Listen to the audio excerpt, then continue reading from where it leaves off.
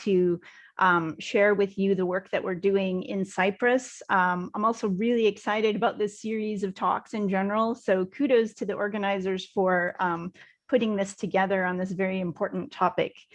I'm going to be talking today, of course, about social bias in computer vision applications, and in particular, image content analysis or image tagging algorithms. I like to motivate our work with this high-profile example. It's a case that came to light back in 2015. You probably all caught wind of it, I'm sure. It concerned the Google Photos app. The man that you see in the pictures on the left side of the screen's name is Jackie Alcine, and he's actually a software engineer. And he inadvertently discovered that when he uploaded a picture of himself and his friend to the Photos app, that it was automatically labeled with a very, very offensive tag.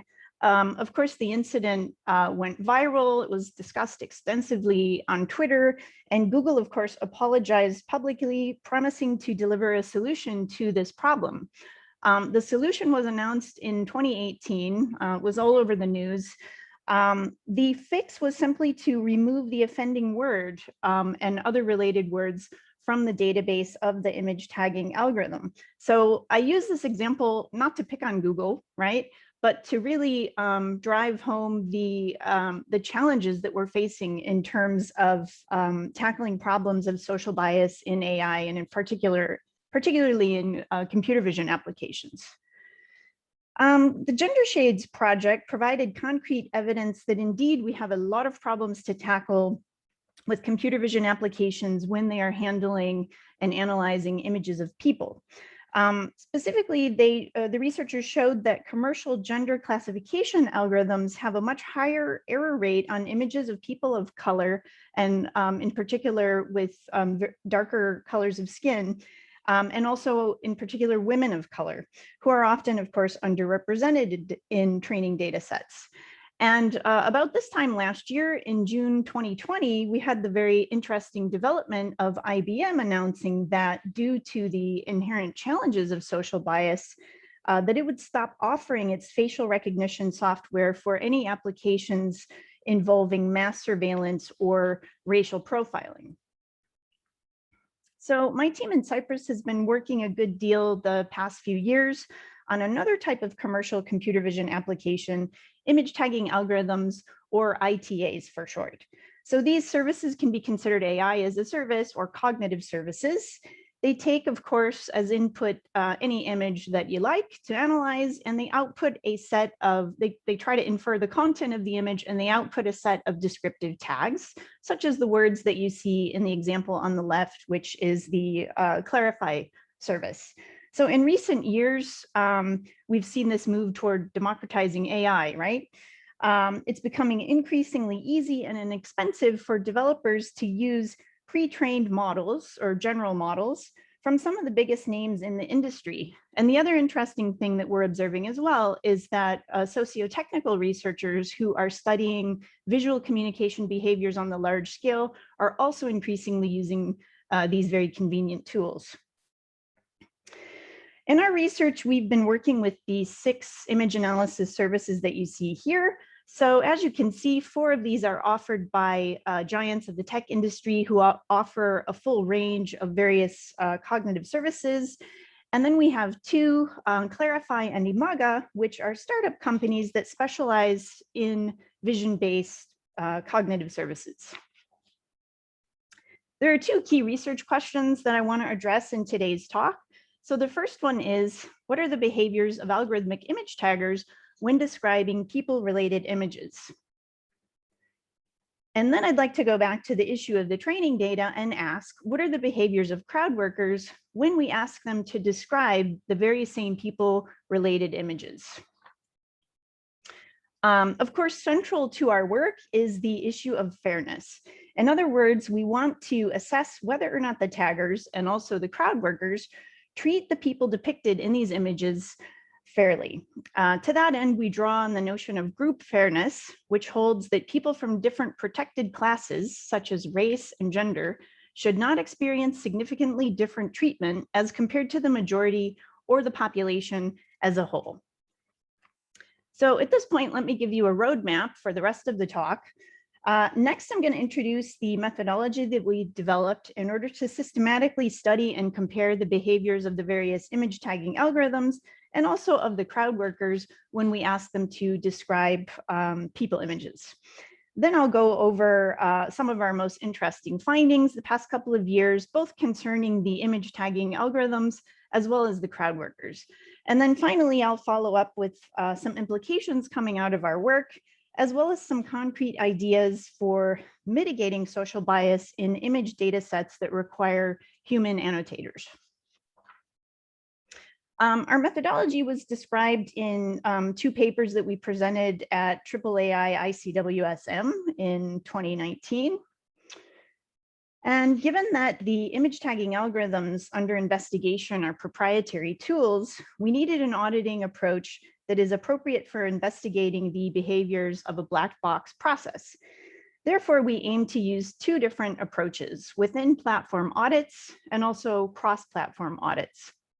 So in a within platform audit, we aim to discover how outputs may differ for certain categories of inputs within one system.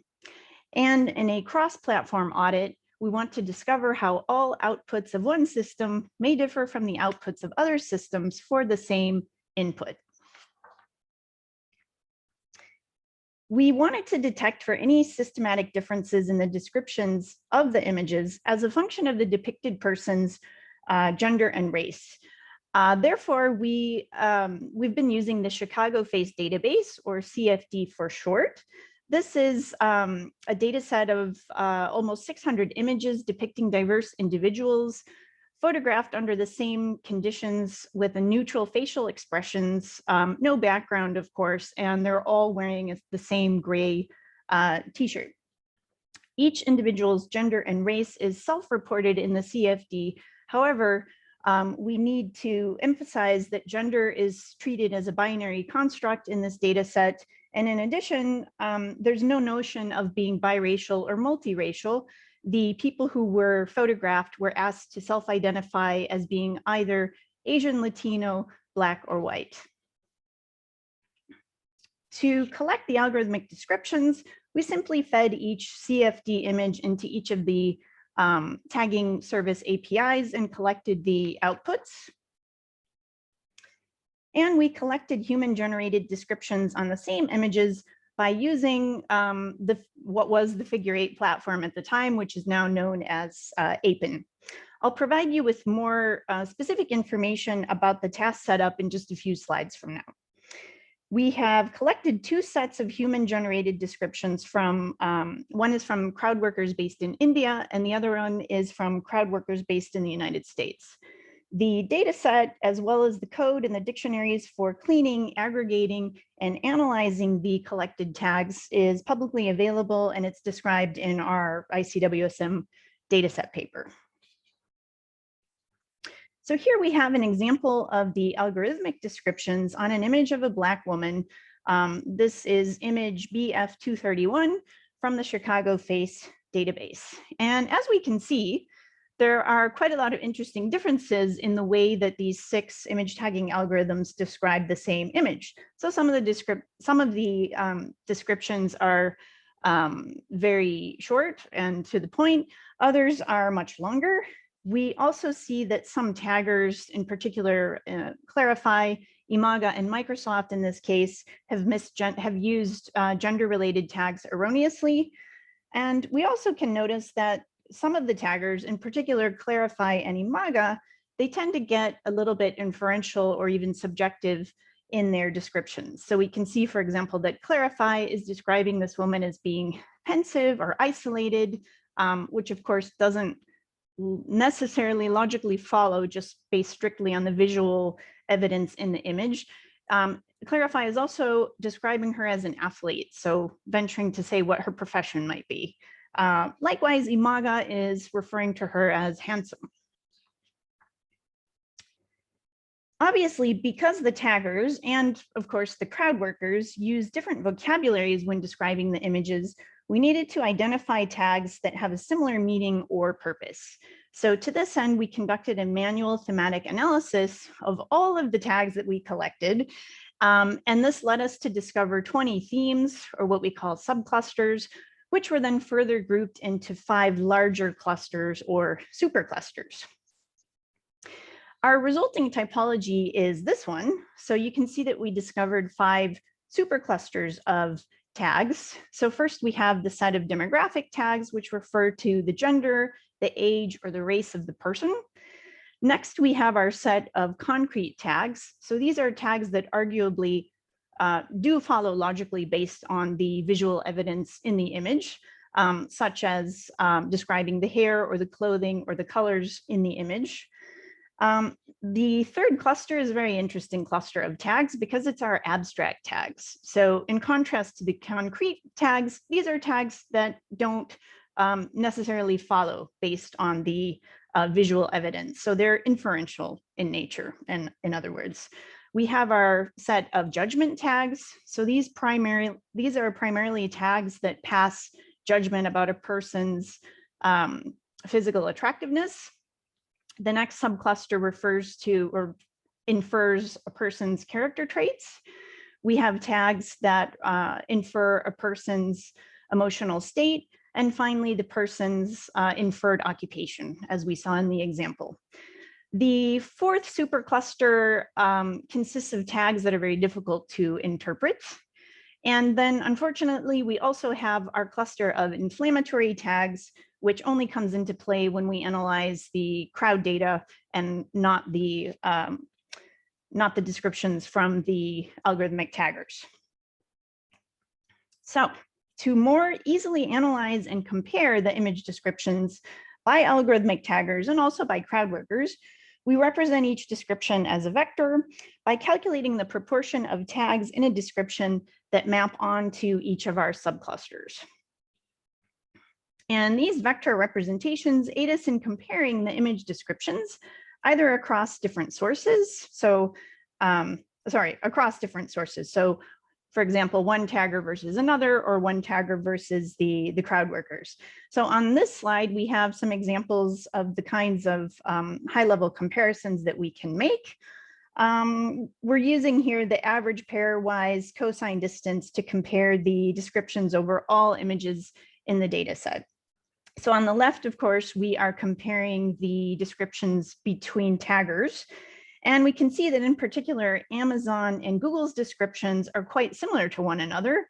And Watson's tagger is also not too different from Amazon and Google, but the other taggers appear to exhibit pretty unique behaviors. On the right side of the slide, we see a comparison between each tagger and our 2 sets of crowd-generated descriptions.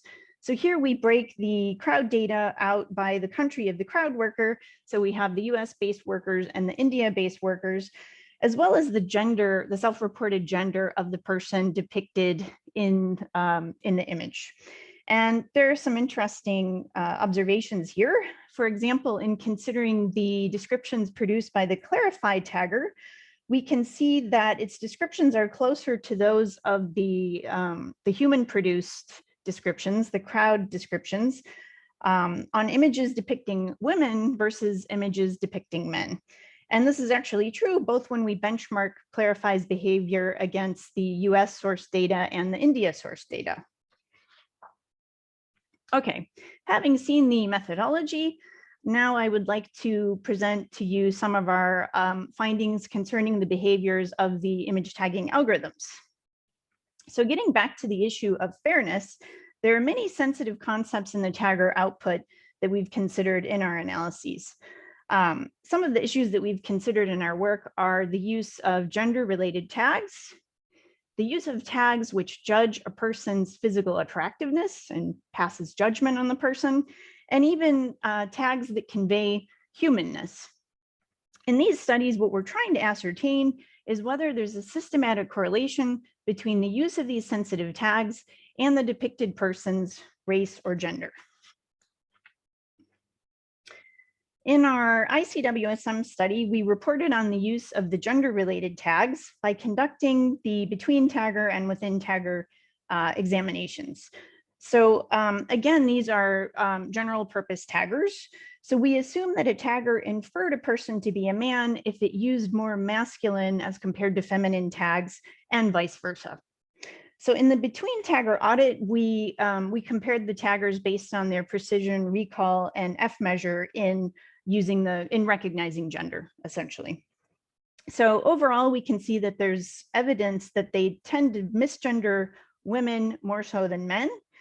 And of the 6 taggers, though, we can say that Clarify is the one that has the most balanced performance between recognizing the gender of men and women correctly. In the within tagger audit, we use a logit model to examine the accuracy on gender inference as a function, strictly as a function as the depicted person's race. And we found that for 2 of the taggers, Clarify and Watson, the likelihood of using tags appropriately is significantly lower for images depicting Black individuals as compared to the 3 other racial groups. These results, of course, are very much in parallel to those reported by others, such as the results of the Gender Shades project. Okay, in a follow-up study that we presented in October at CSCW, we studied the role of the background context in the tagger's gender inferences. So we systematically manipulated the backgrounds of the same CSD standardized images using 8 gender stereotype backgrounds, including the ones that you see on the slide, which were the wedding dress shop background and the mechanic's garage background. So we used the same methodology, and we evaluated the accuracy of the taggers in recognizing the gender of the depicted individuals when placed into these 8 contexts. And we also examined how the descriptions of a given individual changes when it's placed into a gender stereotyped context. So in the interest of time, I'm just going to briefly tell you about some of our more interesting results, I think. One thing we found is that ITAs saw more men or women in a stereotypically gendered context as compared to the baseline CFD images, which are devoid of any context or background. That is, they used a different ratio of masculine to feminine tags on a person's image when a context was added, regardless of whether this inference was accurate. And as I mentioned, we also considered the extent to which the description of the person image changes once we place it into a context.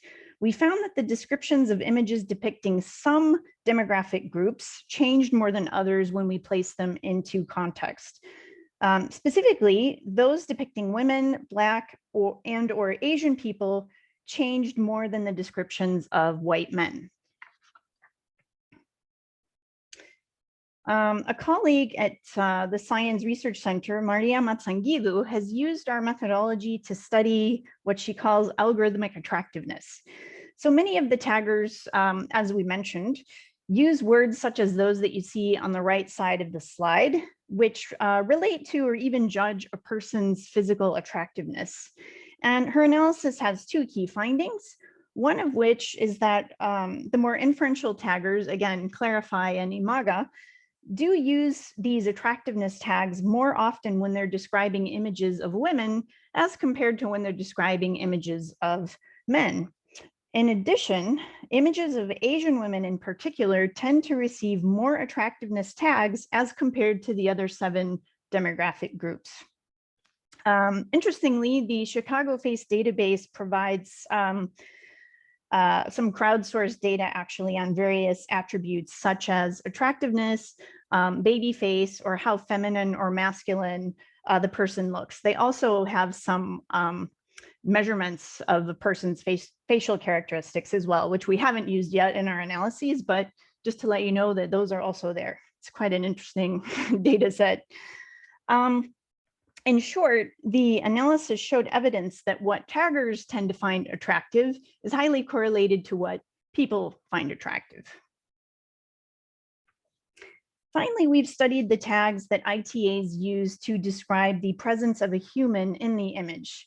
So this work is going to be presented by our colleague Pinar Barlas this week at the AAAI ACM conference on artificial intelligence, ethics, and society.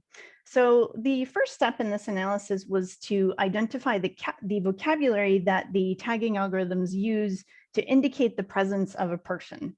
So as you can see here, all of them use a person tag, although interestingly, Clarify uses no person instead. The Watson tagger had 3 textually overlapping tags, but the analysis shows that these tags are used in distinct manners. So these findings indicate that the humanness concepts such as human, person, people, people face might be completely separate for some of the ITAs. Another pertinent question is, of course, the issue of error and the question of whether certain demographic groups are missing a humanness tag as compared to others. So we group the outputs by the 8 demographic groups again, and it does appear that higher proportions of women, and in particular Black women, had their images receive no humanness tags at all as compared to the other demographic groups. Okay, let's switch gears now and talk about the findings from the studies with the crowd workers. So I promised to give you more details about the tasks that we presented to crowd workers on APIN, or Figure 8 at the time. So in our task, workers were asked to help us determine the content of the images that we provide. And after being given the rules, as well as an example, they were prompted to provide us 10 descriptive word tags or 2-word phrases. And finally, they were asked to self-report their own gender and race. So why did we go with such an open-ended annotation task? We've actually found that it's surprisingly difficult to find details about workers are actually asked to do when they annotate images that are intended for a computer vision training data set. So I can give you an example of the celeb faces attributes, or celeb A data set. I found this one trending last week on Kaggle in the computer vision category, of course. So it's a data set that consists of over 200,000 images of celebrities with human annotations on 40 binary attributes. So it's meant for binary classification on the presence or absence of these attributes. But the thing is we have so some examples are whether or not there's a 5 o'clock shadow, whether someone's attractive, whether someone's bald, has a big nose, big lips, so on and so forth. The thing is that the dataset does not provide us with any information about how the images were annotated, by whom, and we can clearly see that some of the attributes are quite subjective in nature. Furthermore, over the past few years, computer vision researchers have cited reporting biases in human-generated labels in their training data. So they've argued that so-called human-centric annotations on images contain a wealth of information beyond strictly the image content. In other words, human-centric annotations tell us what's worth reporting in the image and not strictly what is visually present in the image. The major data sets for developing computer vision algorithms are, of course, involve crowd workers in the annotations and thus represent human-centric data sets. However, many times their creators intend for the workers to focus on the content alone. For example, the creators of the Flickr 8K dataset stated that we were able to obtain conceptual descriptions that focus only on the information that can be obtained from the image alone. Likewise, MS Coco creators asked Mechanical Turk workers to describe all the important parts of the scene. But there is actually a good deal of literature, primarily from social psychology, that underscores the idea that people's inferences about others would make their way into the natural language descriptions on people images. In other words, in annotation tasks where we allow workers to use their own words to describe the image. So that said, let's see what our crowd workers had to say about the CFD images. In work that we presented at AAAI HComp in 2019, we conducted analysis on the workers' use of the more sensitive types of tags from our typology. So the demographic tags are probably pretty self-explanatory. We also looked at the use of shape-related tags, even though those are technically in our concrete supercluster of tags. In this case, we found that people often used shape tags to describe, for example, the shape of the eyes. I'll come back to this in a minute. In the abstract tags, again, the judgment tags tend to have to do with the perceived physical attractiveness of a person, stating that they're beautiful, pretty, sometimes even sexy. And then finally, we have the inferred character traits of the depicted person and also his or her inferred emotional state. For each type of tag, we fit a logit model with mixed effects to predict the event that a description used at least one of these sensitive tags. The explanatory variables were the demographic groups, so the race and gender combination of the depicted individual. And we also included a control variable for the worker's location, so India-based or US-based crowd workers. We use post hoc tests to examine which demographic groups of the depicted persons truly differed from one another. And what we found was that images of Asian women were less likely than others to be described with gender and age-related tags, but they were more likely to be described using shape-related tags. So typically, workers were mentioning the shape of their eyes. Images of Asian men and women, as well as those depicting Black men, were more likely than the other demographic groups to be described using race-related tags. So social psychology theories of linguistic bias predict that we tend to use more abstract language when we, in other words, to make inferences that don't necessarily follow from the visual evidence when describing people who belong to our own in-group. So here we examine how white men and women workers who are based in the US treat images of their in-group members. The figure on the left side of the slide shows the proportion of descriptions by white women that contain at least one abstract tag, broken out by the demographic group of the depicted person, so shown in the different colors. And we actually don't observe any significant differences between the use of abstract tags and the different groups. In contrast, though, we do find something interesting in the descriptions that were provided by white men based in the US.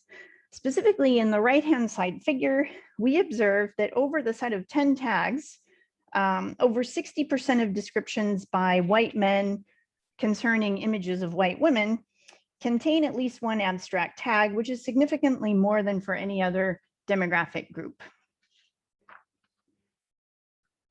Finally, this is the last set of results that I want to tell you about. This is our recent work, which was presented by our colleague Evgenia Christoforou at last week's ACM Chi. In a nutshell, we replicated our open-ended annotation task at APIN during May and June of 2020, during the unprecedented events, of course, of the COVID-19 pandemic, but also during a time of significant social unrest and ongoing racial discrimination. We hypothesized that with the significant impact of these factors on people's lives, and in particular, the extensive media coverage, both that the pandemic was getting, as well as the Black Lives Matter movement, that concepts of health and identity would be at the forefront of the crowd workers' thoughts. Thus, we wanted to investigate empirically how the data that we collected in 2020 would compare to that which we had collected 18 months earlier. So to this end, we needed to update and enrich our typology of tags to focus on the topics of the inferred health status of the depicted individuals and their identity. So as you can see on the slide, under identity, we still have race. We have a race subcluster, but we also have tags referring to external features of the person. This is skin color for the most part, as well as their inferred nationality.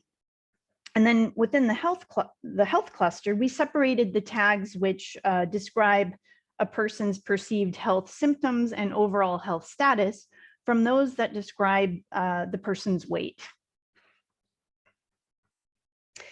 So again, I'll just describe a couple of the results and refer you to the paper for more details if you're interested. With respect to the tags that concern an individual's identity, we observed more race-related tags in the 2020 data versus the 2018 data, but only for the images that depicted Black individuals. In addition, we observed a greater tendency in 2020 for workers to infer the nationality of a depicted person, for example, using tags such as American or US citizen. While we did not observe any increase in the use of tags related to a person's overall health status or particular symptoms that they might have been having, we found an increased use of tags related to the concept of being overweight. In a similar vein, we know that Google Trends for web search terms during the same time period demonstrated a spike in related terms such as healthy recipes or quarantine workout. So while we cannot claim a causal link here, it seems very plausible that what people are currently experiencing in their lives is very much reflected in their digital traces.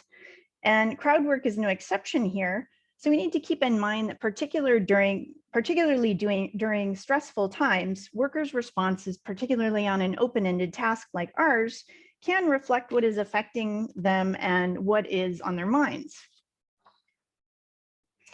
Okay, moving on now to some concluding remarks. So as all of us here know, data is one of the critical infrastructures needed to develop AI systems. But paradoxically, data work is arguably the most undervalued and the least glamorized aspect of AI. So I'm quoting here Simvasivan and colleagues who got the Best Paper Award last week at CHI for their work on data cascades and high stakes applications of AI. Unfortunately, they tell us that everyone wants to do the model work, but nobody wants to do the data work.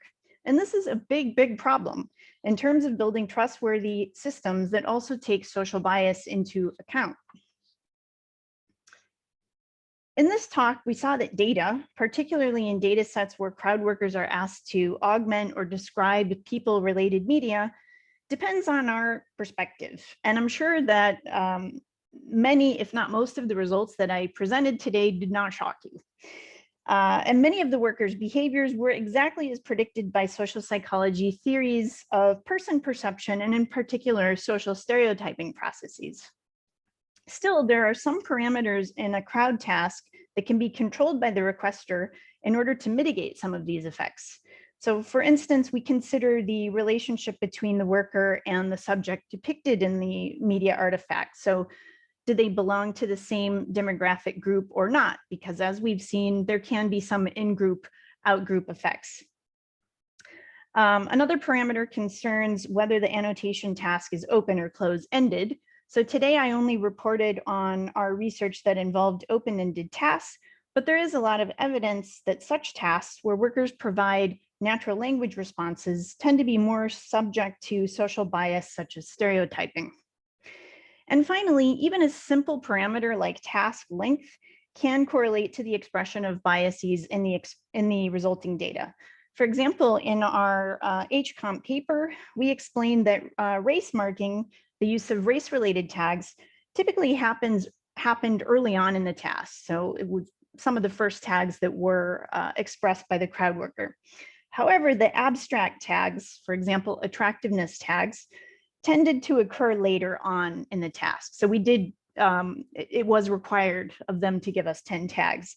So this typically happened later on, likely when workers have to get more creative to provide us with all those tags. We also showed that time is a parameter that requesters need to keep in mind. So in our recent CHI paper, we outlined 3 steps to help requesters cope with possible temporal variations in their crowdsourced data. The first one is simply that of awareness. So we need to identify the context in which the data will be collected if we are using crowdsourcing to generate an entirely new data set, or in which it was collected if we're using crowdsourcing to enrich an existing data set. So we need to be aware of what's going on in the world and to record any major events, global events, even local events that could lead to reporting biases by the workers. The second step is that of recognition. So recognition of the data set's relationship to the past or to the future. And of course, this has to do with how we intend to use the data. For instance, do we have an intention to create a similar data set in the future or to replicate this in the future? Are temporal variations in the data interesting to us? Are they desirable, or should they be mitigated where possible? And then finally, there's the issue of management. So concrete steps that we might take to reduce undesirable temporal variations. So we have several ideas here based on what we saw in our study, but we do have to make the disclaimer that we haven't tested them yet, so we don't know if they would bring about other effects in the worker's behavior. For instance, we could inquire before the worker starts the task, the extent to which the worker has been impacted by the given major social event which is going on. Similarly, we could attempt to mitigate temporal variations by explaining to the workers in more detail the goals of our task and any inherent biases in the artifacts that we're asking them to analyze. But finally, the most important thing is simply for requesters to provide thorough documentation of the collection process, including all of their procedures, but also the timeframes in which they collected the data. Because temporal variations may not align with some of the uses of the collective data, thorough documentation will help to enable responsible use and reuse of a data set. So I'd like to end the talk with this slide, which shows a diagram from the 2019 Nature article by Rawan and colleagues. So in this article, they advocate for a new interdisciplinary science of machine behavior, which draws both from engineering and computer science, but also the social sciences. And as we can see by the diagram, their motivation for developing this new science is that quantitative evidence describing machine behavior is needed such that we can study the impact of emerging technologies on our lives and in our social world. What I hope that I've conveyed in the talk today is that understanding machine behavior, and to be more concrete, understanding the social biases inherent in computer vision applications such as the image tagging algorithms that we studied, is just as much about understanding our own behaviors and biases as it is about understanding algorithms. It's also, I believe, about changing the culture of the field. So I couldn't agree more personally with Sambasivan and colleagues when they say that data excellence needs to become a first-class citizen of AI. But until then, I hope that we can at least persuade those who collect and share data sets to recognize the humans behind their data sets and to provide documentation for all of the choices that they made along the way when collecting data, which has an effect on human behavior. Very last slide. I just want to thank my fantastic and hardworking colleagues back at SciCat and Science, and also thank all of you for your attention to and interest in our work. And I'm very happy to see what questions and feedback you have for us. Thank you. Thank you very much, Jahna. Very nice presentation. I have some questions of my own, but I see that we already have some questions in the chat. So I think it's better to start with those. Okay. Zoltan, would you like to unmute and ask the question yourself? Yes, thank you. I mean, I could have many questions, but I just wrote down the first two that I had in mind, which was about the big four companies and the other two forming those six that you investigated. Mm-hmm. And what I was wondering about is whether you looked into, or could look into, you were allowed to look into how they work and how those services and models and the whole methods were created. Because I kind of intuitively think, but also because I worked for IBM, Mm-hmm. that particularly the big companies are much more risk averse and they are much more careful in terms of making certain types of mistakes. So they may focus their training process in a particular way. Mm-hmm. And even if they don't change that, they may have a mechanism for post-processing, where they change the output so they avoid or minimize making certain kinds of mistakes. So would you be able to say something about that, or confirm any of these ideas? This is something, thank you very much for the question and the observation there. This is actually something that we haven't looked into yet, and we would actually love to do so. Maybe interviewing people who work on these tools. One thing I can tell you is that when we went to do our analysis for the CSCW paper, which came out in 2020, Google had stopped doing gender tagging, actually. So I think you're absolutely right that the, and it shows even in the, well, I won't go back to it now, but the big tech companies, the way that they describe the images is definitely, I see what you mean when you say that they tend to be more risk averse. They tend to be a little more vanilla, the descriptions, as compared to those of the two startups, Clarify and Imaga. So I suppose from a developer point of view, if you wanted to create a new app and you don't have vision expertise in your team and you just want to use in one of these image tagging algorithms, kind of plug and play, that there could be pros and cons, I think, of on the one hand, maybe the big tech companies taggers are more conservative, more risk averse, but then maybe Clarify and Imaga tell you make some interesting inferences on the images. So sorry, I'm not sure that I answered your question, but the point is well taken that we should look into, I think, the practices behind what they're doing, and also the way that big tech sees the behaviors of their image taggers as well. Thank you. Thank you. Thank you. So the next question is from Ushnish. I hope I pronounced your name correctly. Maybe you can unmute and ask the question yourself.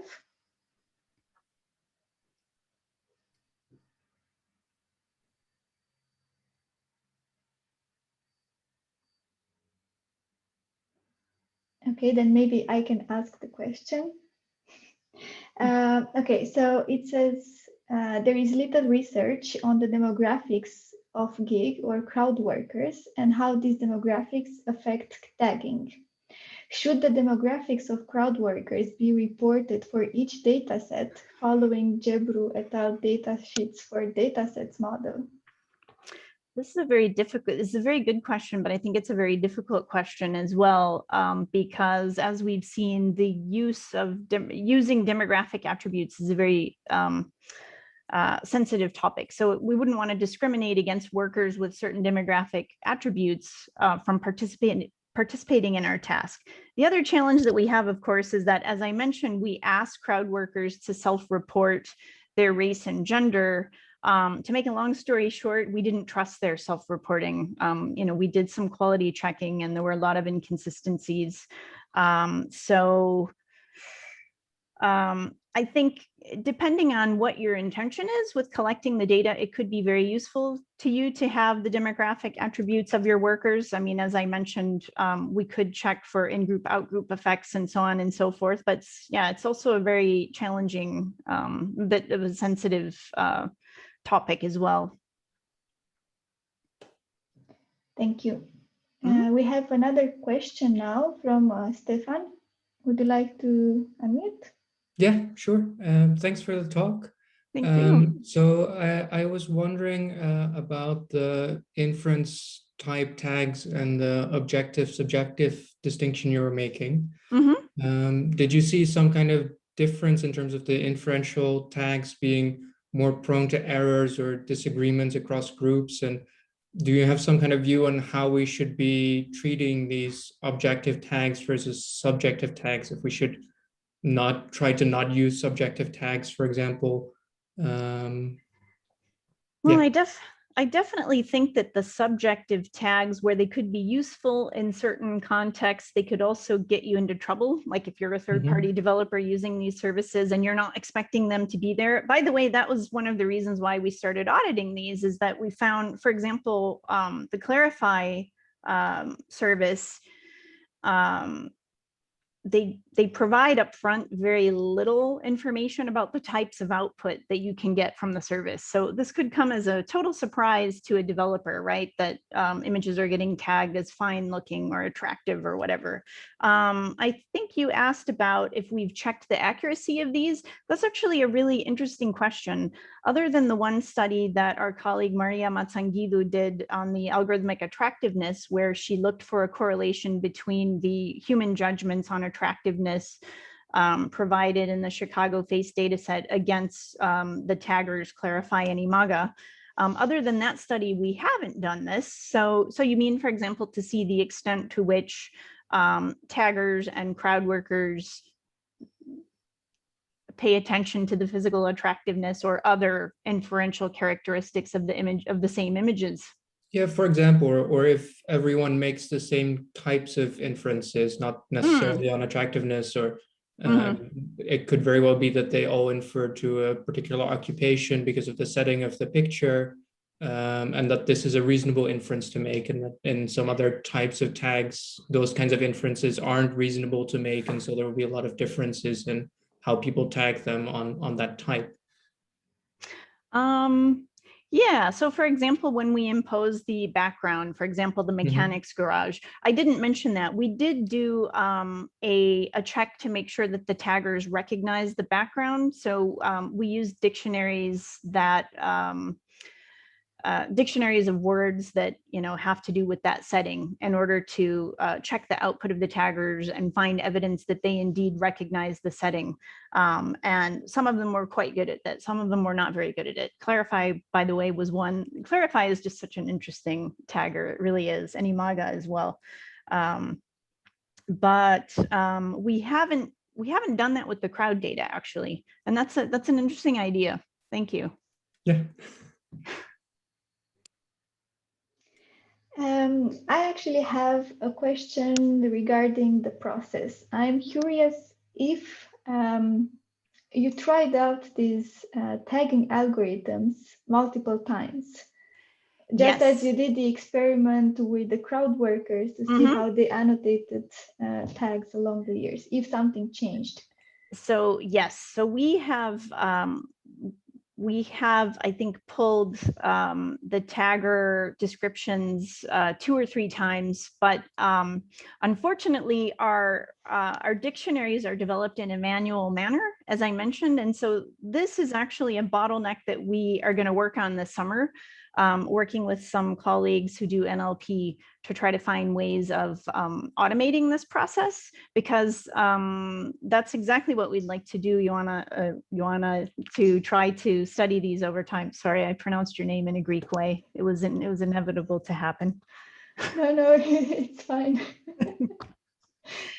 So yeah, we would like to monitor the behaviors of the taggers over time, and we of course would also like to venture out and use different image data sets to test them. So that's another thing we're going to be working on this summer. Yeah, that's very interesting. One other question that I had is, so annotating images is usually quite subjective, and something that I see relevant in an image may not be relevant for somebody else. I'm curious if you also looked at, let's say, how much disagreement there is when people provide tags, and how this disagreement aligns with confidence scores from automated taggers, or if there is a correlation between the confidence of an algorithm and, let's say, the relevance tag from crowd workers. We haven't done it yet, and this is exactly another thing that we're working on at the moment. Yeah, so we've got, of course, confidence scores from all of the taggers on the tags. We're thinking of introducing confidence judgments for the crowd workers as well. So when we ask them, you know, well, this is part of the new work that we're doing on closed-end responses as well.